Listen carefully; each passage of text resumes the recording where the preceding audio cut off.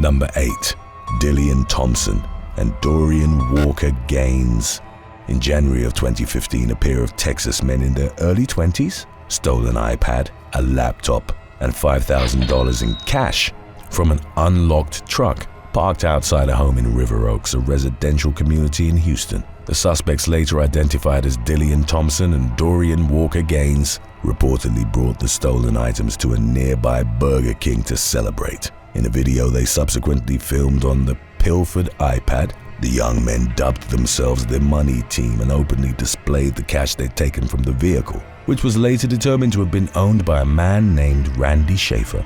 The recording, which was automatically uploaded to Schaefer's iCloud, was obtained by a friend of the victims, who posted a picture of the burglars on social media. The photos immediately went viral online, and local police were ultimately able to use them to identify Thompson and Walker Gaines as the perpetrators of the theft. In late January, they were both arrested and charged in connection to the incident. The following month, the two thieves, whose celebratory selfies had unwittingly given the police everything they needed to catch them, were sentenced to 5 years of community supervision in lieu of jail time.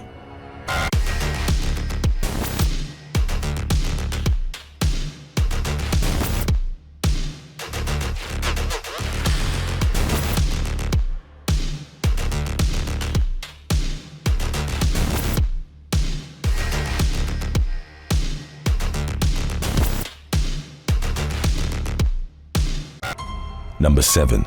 The DeWitt Township crime spree.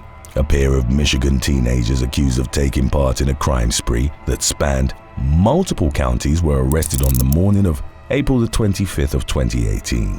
According to the Lansing State Journal, the suspects had broken into the homes of several residents in the Cadgwith Farms retirement community in DeWitt Township. As was later detailed by the local police chief, the teens preyed on the elderly, who were their favorite targets for home invasions. On April the 12th, they allegedly stole a gun out of a vehicle that was parked in the community. That same night, while residents were sleeping, they broke into 3 homes and took various items, including a cell phone. One of the suspects, an unnamed 18-year-old, reportedly used the phone they'd stolen to take selfies, which the authorities were able to use to track him down to a home in Lansing. In the early hours of April the 25th, officers who'd been staking out the retirement community for about 2 weeks spotted the teenagers in a stolen car.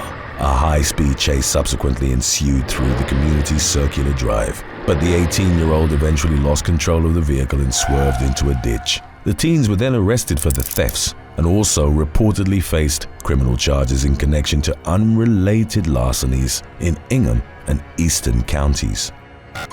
Number 6. Dean Smith. On April the 15th of 2014, 27-year-old Dean Smith walked into a Barclays bank in the Welsh town of Treorchy in order to inform the staff that he'd changed his home address. While he was interacting with the employees at the branch, Smith reportedly noticed tills full of cash and promptly devised a plan to rob the very bank where he was already a customer. Only 30 minutes after initially departing from the branch, Smith returned and demanded money, armed with a bread knife and wearing a hooded jacket, sunglasses, and socks over his shoes. The paltry disguise did little to conceal his identity from the bank tellers, who immediately recognized him from his earlier visit and pressed the panic button, raising an alarm that automatically notified local authorities of the situation.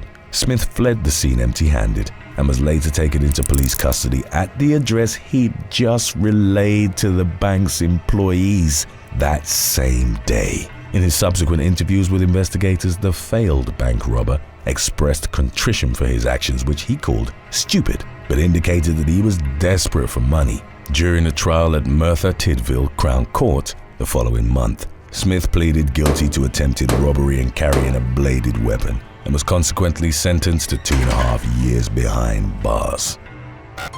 Number 5. The Salmore bike crash. During a cycling event held on the Canary Island of El Hierro on October the 23rd of 2021, a competitor was knocked to the ground by an oblivious female spectator who'd wandered onto the course. The incident occurred near the finish line of the 54-mile race, known as the Cicloturista Condasa Salmore bike event. as was captured on cell phone footage taken by other nearby spectators. The unnamed male cyclist had been nearing the end of the course when the woman inexplicably walked into the road. The video, which promptly went viral online in the incident's aftermath, showed the fan looking down at her phone as she attempted to cross over to the other side of the street. She unwittingly moved directly into the oncoming cyclist's path, triggering a violent collision that reportedly cost him a first-place finish in the competition. Medical personnel already present at the scene treated the woman for non-serious injuries. The cyclist was said to have suffered a moderate head injury and memory loss as a consequence of the crash, and he was taken to a nearby hospital for more intensive treatment. As of the latest updates on the case, the police in El Hierro had launched an official investigation into the matter. Number 4. Ioni Jones.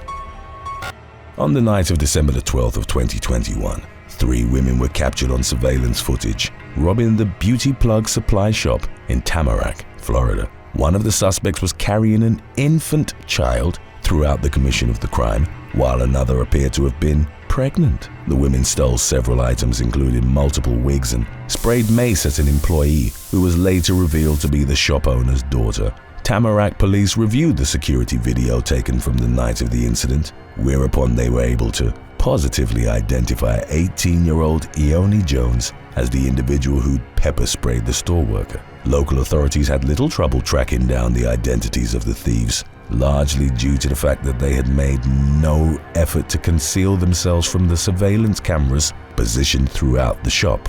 Jones, having been charged with robbery with a weapon, was held in custody on a $25,000 bond. Court records indicated that she also faced 15 additional charges stemming from separate cases still pending in Broward County Court. Number 3. Shannon Sapir.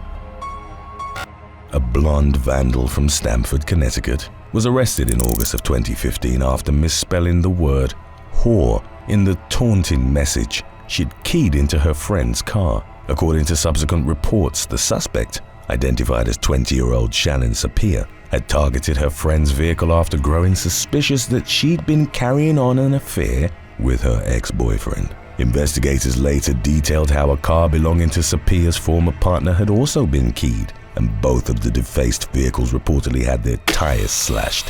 When initially questioned by Stamford police, Sapir was thoroughly uncooperative. However, the authorities were eventually able to collect enough evidence to arrest the young woman after she allegedly sent damning Snapchat messages to her ex-boyfriend in which she alluded to her involvement in the vandalism incidents. When the details of the case emerged online, particularly regarding the misspelled insult, many were quick to label Sapir as a dumb blonde, in keeping with derogatory stereotypes about the supposed unintelligence of people with blonde hair. Upon being taken into custody, Sapir was charged with 2 counts of criminal mischief. Number 2. Chastity Hobson.